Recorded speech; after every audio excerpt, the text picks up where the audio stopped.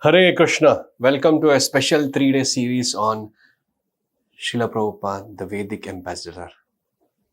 How he struggled hard to give us Krishna consciousness. Today we relish and enjoy the bliss of happiness, being in Krishna consciousness. Thanks to Swami Srila Prabhupada for all what he has done for us. So next 3 days we'll remember, relish and relive the experiences, pastimes which Prabhupada performed when he was physically present and continues to perform those leelas even now for his sincere, serious, dedicated disciples.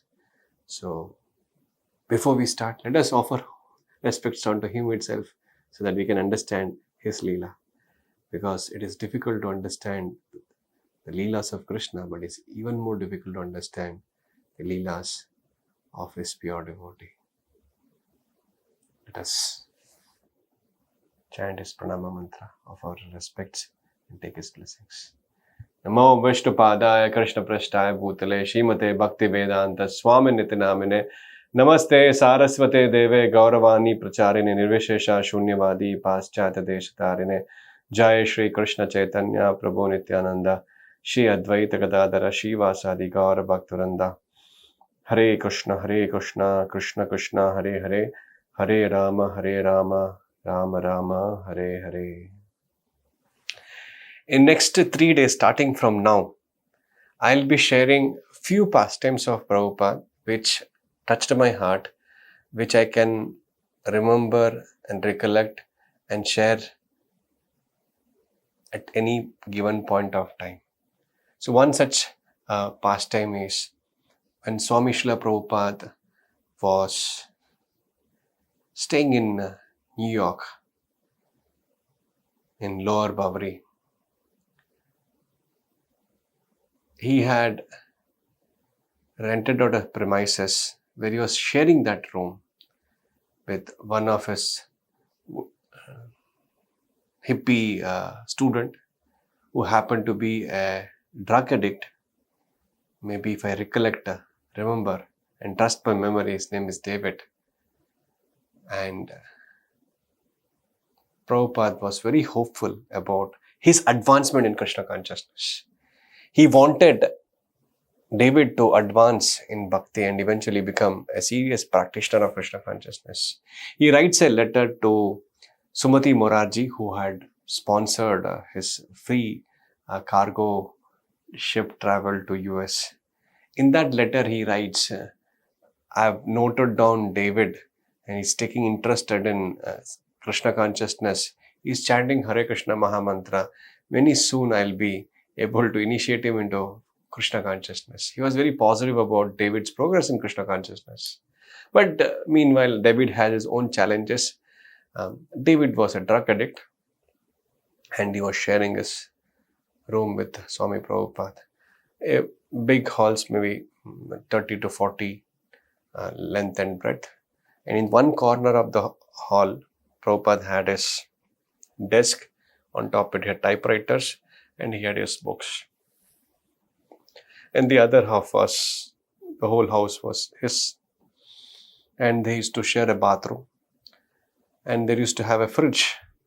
And in the fridge, along with his food, which is and prasadam, he would sometimes find meat and fish. Although David had given up meat eating, but he had a pet cat to whom he had to feed this flesh and fish. Just imagine an Acharya of a worldwide Hare Krishna movement before, how much he had to go through. And he used to preach David. But sometimes David, when he gets into high, he used to shout, yell, disturb. And most of the times Prabhupada was able to calm him down, make him understand, and he was gradually helping him to give up those addictions and take up the addiction of Krishna consciousness seriously. But reason failed to impress him, and sometimes he had to face difficulties because since he was using a common washroom, often David would leave soap on the floor, which Prabhupada feared that he would step on that soap and he would fall, and that would injure him, because Prabhupada was an elderly gentleman. He was close to 70 when he was in New York. But David would not listen. He would repeat the same. He would leave the soap on the floor. And Prabhupada had to be very careful when he uses the washroom. Nevertheless, one day, unfortunately, David was on too high and he was on severe drugs. And this time he went crazy. He was like Shahid Kapoor of Kabir Singh or Urta Punjab kind of a guy. And he was ransacking the whole room, shouting, yelling, rushing here and there.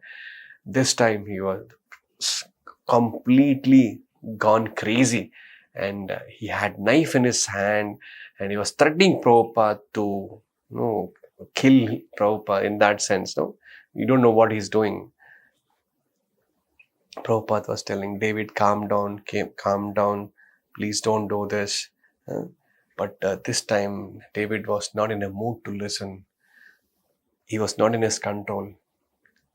And Prabhupada, somehow talking to David, pacifying him, slowly started walking towards the door. And somehow he opened the door slowly and went out of the door and closed the door. And it was the first floor, and he came down, and he doesn't know where to go now. His own apartment is alienable to him. He cannot go back where David is staying. And he called up one of his students who used to attend his regular classes. And he said, Swamiji, you can come to my house. Then Swami Prabhupada, it was maybe 2 blocks away from where he was staying. Prabhupada walked all the way to his house. Just imagine, I'm a teacher and you're attending my classes. And I just call you after some days that, can I come to your house and stay with you, because my tenant or my roommate had a fight with me and I'm out and I have to stay with you. Just imagine. At the age of 70, he had to do that. He went to that house and rang the bell, and he received him nicely. He was a gentle student. But meanwhile, his wife, his partner, was annoyed by a guest at an odd hour. And he could understand. Swami Prabhupada could see the gesture of his wife, and he was accommodative. But meanwhile, the wife's gesture made it very clear that she is not interested to keep Prabhupada in their house. How would she? Obviously. Meanwhile, this student of Prabhupada says that, Swamiji, we can go to Michael's house. So meanwhile, they went down, went to a telephone booth, and they rang up Michael. So Michael lifted the phone, and he told, because of David's notorious activity, he's out of his house, Swamiji.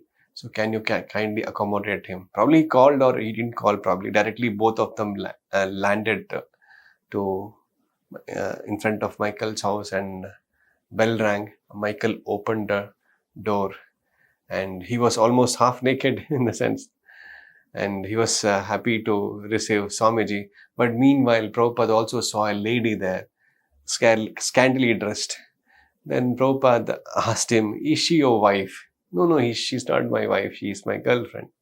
So just imagine, for a Acharya, for a Gaudiya Vaishnava at an elderly age, who born and brought up in India with such a wonderful culture, going to the West and having experience of all these things. And Michael somehow arranged a new place for him. And this is how Prabhupada started preaching in New York. They moved to a better location from lower Boweries to a main town down, where he had a good apartment, where he had a storefront. In the storefront, And behind it, he had a house called Matchless Gift, the famous, where he started regular programs where the Krishna consciousness took it off. And meanwhile, when he was doing all this thing, he was had shortage of money. And when Prabhupada left India, he had met a lot of rich men in India. Among those rich men, one, Mr. Padmambat Singhania, had promised that he would help him build a temple in New York. Prabhupada had convinced a donor in India to support for his cause with a hefty amount by which he would construct a temple in New York. Just imagine. And he's writing to Padmavat Singhania that please, I have got this few students and they are taking up seriously, and you are looking for a property here, we can establish a temple for Krishna. Please, as you have promised, please send that money to my account. So meanwhile, Padma Singhania says, the bank has an issue, there's an exchange issue, so please kindly deal with the bank first. And meanwhile, Prabhupada writes, okay. So meanwhile, one of his disciples, one of his god brother's disciple, a brahmachari, writes to Prabhupada saying that, Prabhupada, I would like to come to New York and help you with the preaching activities. He was very happy that one of his god brother's disciples would be helping him to preach Krishna consciousness in New York. So meanwhile, he writes a letter back to him, very happy that you are interested in coming to New York and giving and helping me to spread this Krishna consciousness message. So meanwhile, what you do, you go to the bank and there's money which is stuck up there, which you have to do it. So you can just go there and do all the formalities. Meanwhile, what are the formalities? Meanwhile, the Prabhupada had written a letter to the bank, and the bank said such a hefty amount we cannot transfer. It has to go to the finance department. So he had to go to bank, then take the application from somewhere there, and then go to finance department, take to the government of India. When they get the sanction, then that amount can be transferred. So he writes a letter to this brahmachari who had been willing to come to New York. So Prabhupada, that brahmachari writes him back. They saying that I will love to help you, but just let me ask my spiritual master. Then Prabhupada said, please do it as early as possible. Speak to your Guru Maharaj and let me know. And mind you, it is not SMS, it is not WhatsApp communication, it's not even a direct call, it's letters. And those days, letters in India, you understand what I want to say. And meanwhile, after some time, he got a letter from that brahmachari who wanted to come to New York. Said, my Guru Maharaj has refused to give me a permission to travel to New York. Just see. And he also commented, it seems, Bhaktivedanta Swami has gone crazy. Do you think he'll be able to build a temple of Krishna in New York? Just imagine the hardships which Prabhupada had to go through. But he never lost his desire. He never lost his determination. He never lost his enthusiasm to do it for Guru and Krishna. It was in one of the New York park when Prabhupada was sitting. Someone approached him. Prabhupada, of course, he was not knowing who. Swami, maybe, I don't know how he addressed, but he exchanged greetings and said, you look like an Indian. Why are you sitting here? What is the purpose of you coming here? So and so forth. And that time, Prabhupada said, I'm an acharya of a worldwide Hare Krishna movement. I got 10,000 disciples. I got 108 temples. I'm an author of close to 80 books. Only time is separating. Prabhupada knew what is going to happen. Prabhupada knew what he's going to do. And he's been sent by the Lord himself. He's the commander-in-chief of Chaitanya Mahaprabhu's army.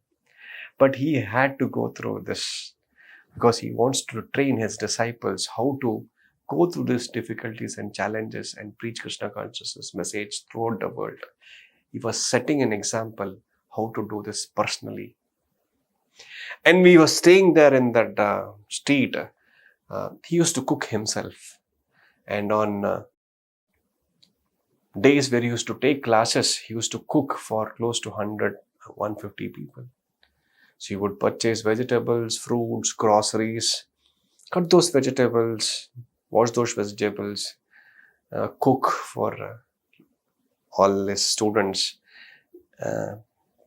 prepare for the class, give discourse, lead kirtan, and serve them. And after the serving, he had to wash all the utensils himself. One day, one student recollects that he stayed back after the program and he wanted to see what's happening, and no one was there except Swamiji.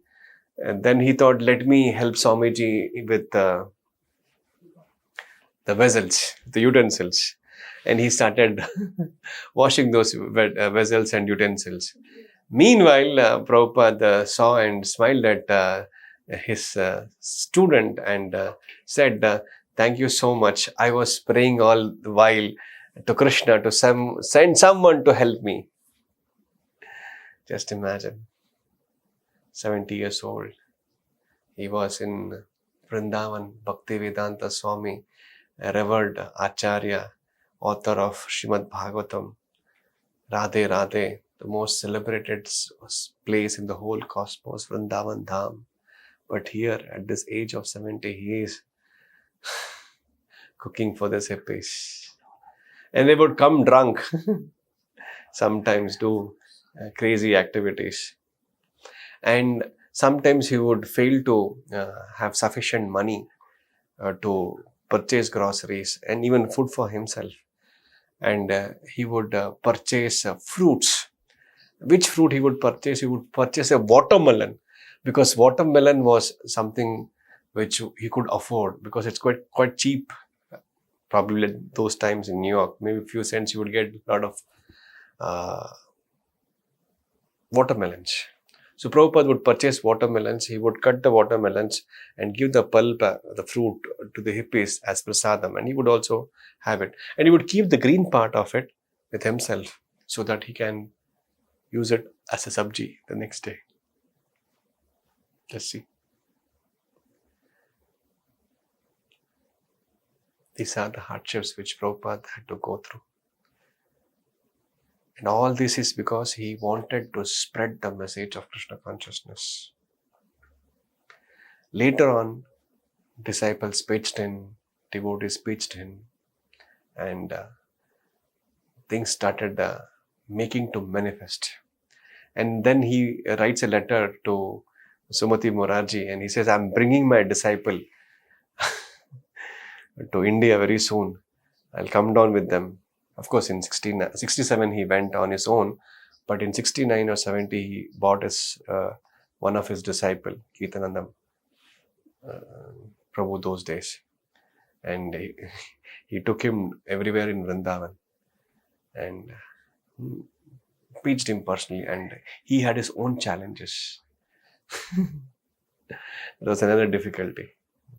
In 1967, Swami Prabhupada fell sick. When he fell sick, it was not an ordinary health crisis. He was paralyzed. Half of his body was not able to move. And by this time, they had 3 centers, some close to 40 disciples who had started practicing Krishna consciousness and were very vigorously helping Swami Prabhupada in preaching his mission. He was in New York at that time, and he was on his bed, and disciples were surrounding him, and disciples were asking a lot of questions. They didn't want Prabhupada to go back to India because they didn't want to be separated from him. They were just introduced to Krishna consciousness, and here, if he goes back now, who will take care of their spiritual progress? They were just tender in their Krishna consciousness. They were just introduced to Krishna consciousness. They didn't want to be separated from Prabhupada. They were pleading Prabhupada that no, he can be cured or treated here in the West, in one of the finest city is in the world, New York. But Prabhupada had different plans. He wanted to go to India, consult his Vaidya, Ayurvedic practitioner, and that would make him recover quickly. So he had decided, and tickets were booked, and he just had to fly. And that night, when he had an exchange with his disciples, there were a lot of exchanges. And one such exchange which brought tears to Swami Prabhupada was this. Satsvarup Prabhu asked him, Swami Ji, at that time still he was addressed as Swami Ji. He asked, Swami Ji, no, you're not here. You'll not be here. You'll be traveling. So is it okay that we take guidance from your God brothers? Prabhupada started crying. He had tears flowing from his eyes, dropping into his ears because he was lying down.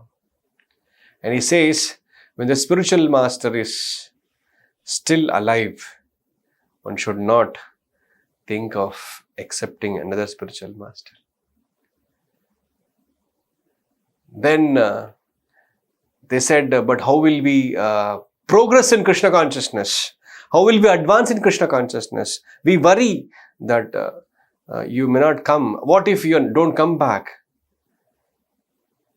We don't want to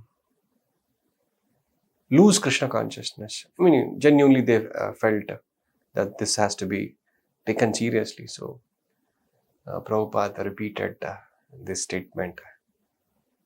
And he said, which touched my heart.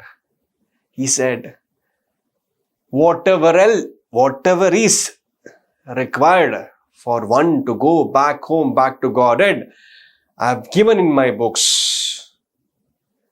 Please read that book. That is sufficient for anyone to go back home, back to Godhead and be Krishna conscious.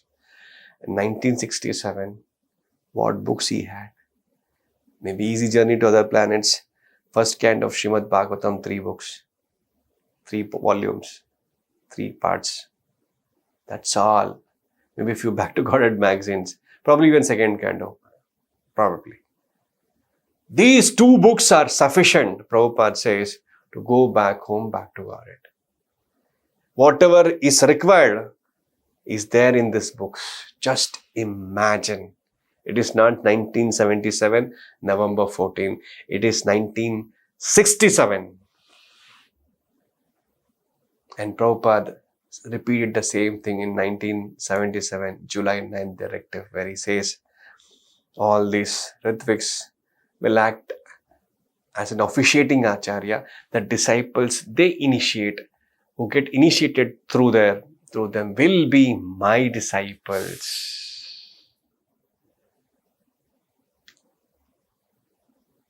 So these are the few things which I wanted to share. For the first day, of course, in India, he tried really hard before going to the West. 1922, for the first time, he met his spiritual master, Bhakti Siddhanta. In the first meeting only, he convinced that you are an educated youth.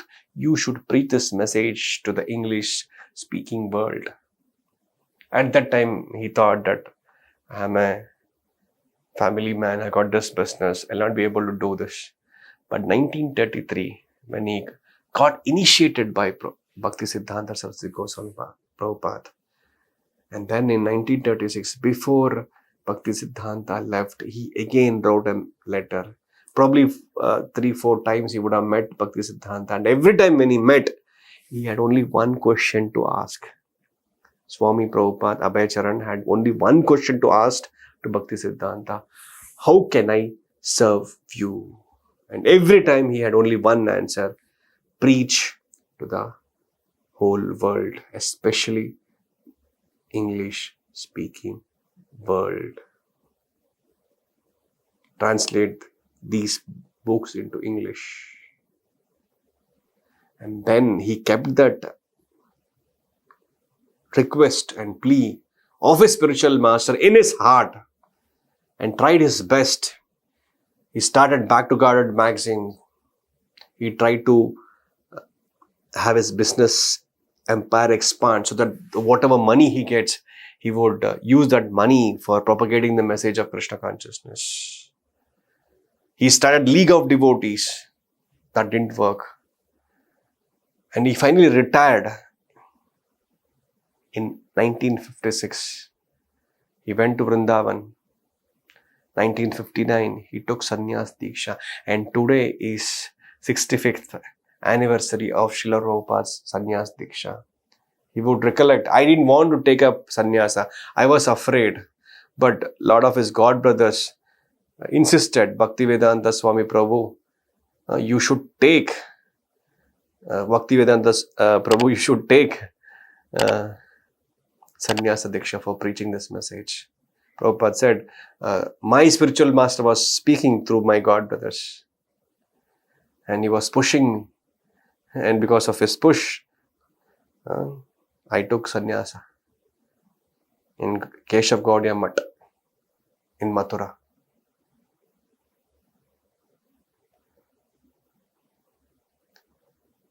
By taking sannyas, he has completely dedicated to the cause of his spiritual master by his words, by his body, by his intelligence, by his actions. He is going to serve his spiritual master.